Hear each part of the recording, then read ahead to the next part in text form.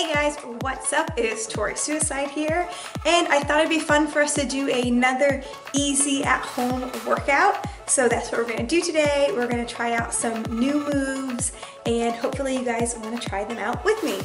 As always guys, I am not a dietitian, I am not a personal trainer, I am nothing more than just a girl who's trying to be in better shape. So I'm learning these moves with you. Might not be an expert at them, but hopefully we can learn them and perfect them together and incorporate them into our fitness routines.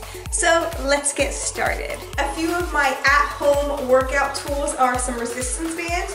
You can get these for under 10 bucks on Amazon, and then you can get them at, Walmart's, Target's, or whatever your general everyday shopping store is. I actually just got these at Target for 5 bucks. I got 2 of them. 5 pounds, nothing crazy, but just a little extra oomph. If you don't have either of these things, that's okay. You don't need either of these things. You can totally do any and all of these moves with just pure body weight or something you have around the house. So I am definitely all about the booty workouts. It's definitely been my goal for the past year to build up the booty. So we're gonna start with something that you don't need any tools for whatsoever, any, extra equipment. And that is a 3-pulse squat with a jump. So pretty much, like I said, you're gonna kind of pulse 3 times and then you're gonna hop.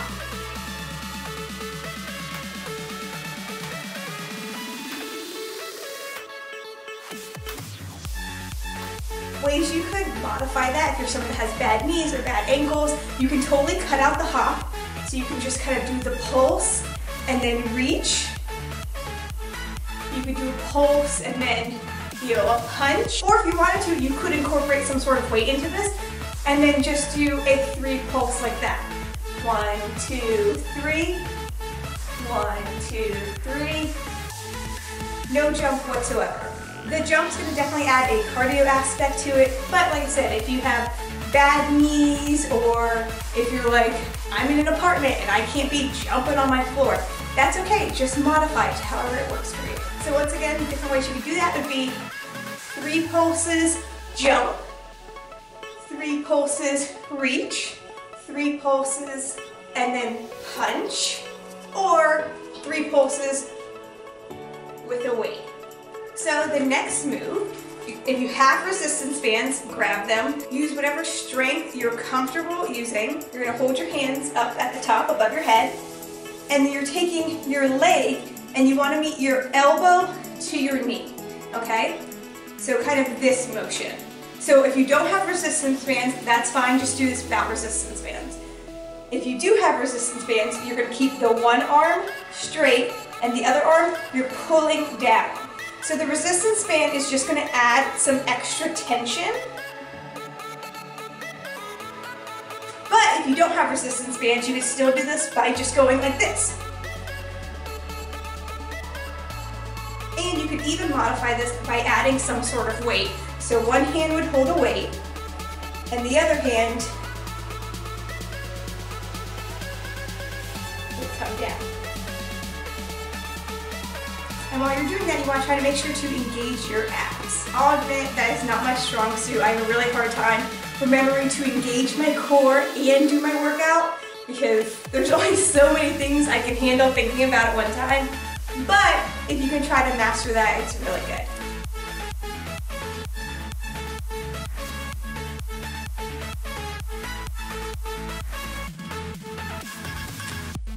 So another move that I think is classic and totally vital to every workout is some good old squats. You want to build the booty?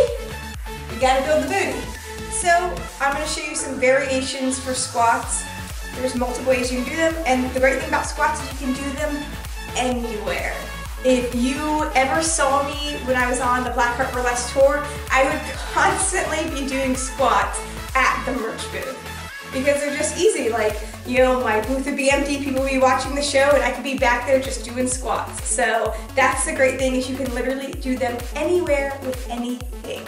So obviously the most basic way to do a squat is just having a body. If you have a body, you can do a squat. I I kind of put my hands together like this. You don't have to. Some people do this, some people hold the things, some people go here. You know, whatever works best for you. I kind of go into a, you know, crossed hand position. Widen your legs to be about shoulder width apart, and you're gonna squat down. You know, now try to engage your legs, engage your butt, and when you come up, you almost want to squeeze your butt when you come back up. So you kind of go down and then come up and squeeze. You almost like push your pelvis forward.